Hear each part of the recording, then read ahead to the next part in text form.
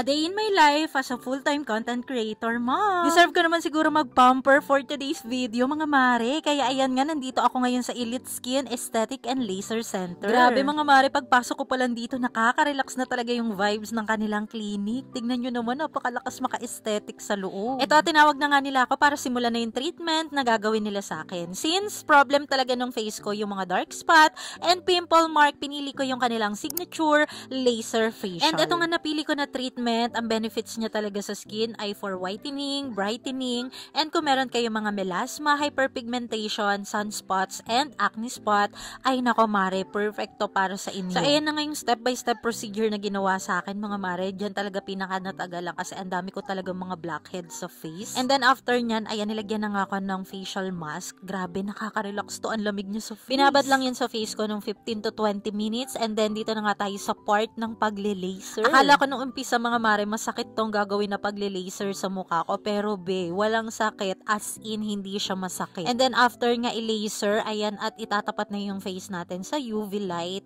for 20 minutes. At isa nga to sa pinaka nagustuhan ko mga mare, yung pagmamassage sa face ko. Grabe, super nakaka-relax talaga yan. And then ayan na nga yung pinaka last part natin, then books, ito na yung resulta niya sa face Grabe, ko. Sobrang nakaka-relax talaga to mga mare, deserve mo din to. Kaya ano pa inaantay mo mare, bumisita ka na din dito sa Elite Skin. Dito lang yan sa may El Centro, Santa Lucia Mall, Cainta, Rizal.